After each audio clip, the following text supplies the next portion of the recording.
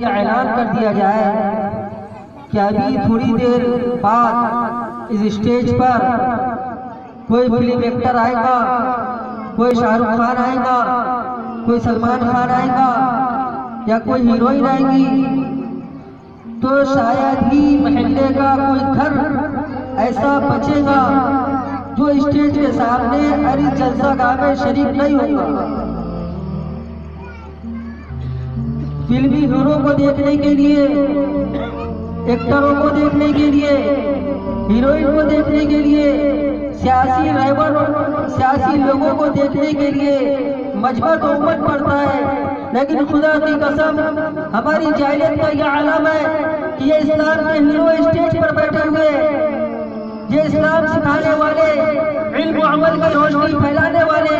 Stage پر موجود ہے، لیکن ہمارا ضمیر اتنا مر چکا ہے، ہم اتنے بے غیرت ہو چکے ہیں، بے حیا ہو چکے ہیں کہ ہمارا دل ہمیں آواز نہیں دیتا کہ چلو ہمارے محلے میں اسلام کے ہیرو تشریف لائے ہیں، ایسے لوگ تشریف لائے جو ہمیں جنت میں لے جانے والے ہیں، ایسے لوگ تشریف لائے جو ہمیں جہنم سے بچانے کے لیے آئے، ایسے لوگ تشریف لائے جن کی وجہ سے اللہ تبارک و تعالیٰ نے ابھی بھی قیامت کو قائم نہیں کیا، ایسے لوگ اسٹیج پر بیٹھے ہوئے، یہ لوگ جب تک کہ دنیا کے اندر ہے، جب تک کہ یہ حیات ہے، جب تک کہ اللہ تبارک و تعالیٰ قیامت کو نہیں لائے گا، قیامت کو روکنے کے ضامن ہے،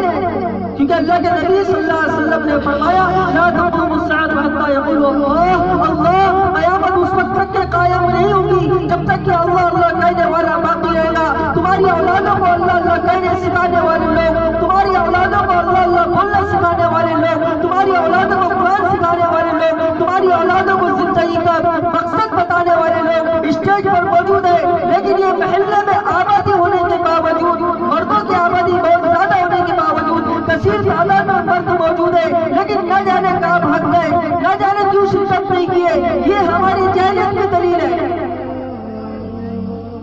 ذرا اپنے گریبان میں جھانک کر دیکھیے، اگر یہ اعلان ہو جائے کہ یہاں پر کوئی فلم ایکٹر آئے گا، کاروبار والا اپنا کاروبار چھوڑ دے گا، تجارت کرنے والا تجارت چھوڑ دے گا، سروس والا سروس چھوڑ دے گا، لیکن پھر یہ کیا بات ہے کہ اسلام کے ہیرو کو دیکھنے کے لیے، اسلام کے رہبروں کو دیکھنے کے لیے، اسلام کے رہبروں کی باتیں سننے کے لیے ہمارے قدم آگے نہیں بڑھتے، ہمارے قدم وہیں رک جاتے ہیں، ہمارے قدم تھک جاتے ہیں، ہم بہانہ کرنے لگتے ہیں۔ سوچنے کا مقام ہے،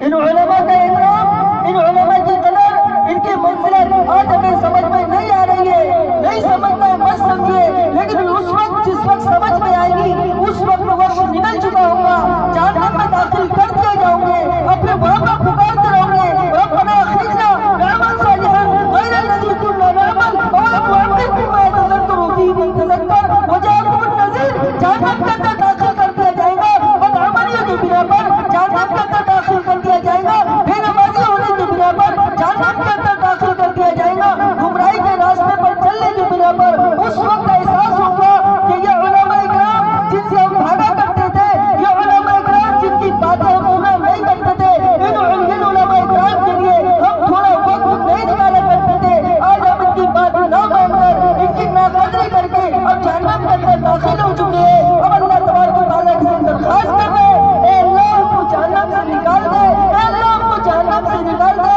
ہم نے اپنے علماء کی بات نہ سن کر نماز کو چھوڑا ہے، لیکن اب ہم جائیں گے دنیا میں دوبارہ، وہ نمازیں بھی پڑھیں گے، روزہ بھی رکھیں گے، لا الہ الا اللہ زندگی بھی گزاریں گے، ہم کو ایک موقع اور دے دے، لیکن اللہ کی طرف سے اعلان ہوگا اولم نعمرکم ما یتذکر فیہ من تذکر، کیا ہم نے تم کو اتنی عمر نہیں دی تھی کہ تم اگر نصیحت حاصل کرنا چاہتے تو نصیحت حاصل کر لیتے؟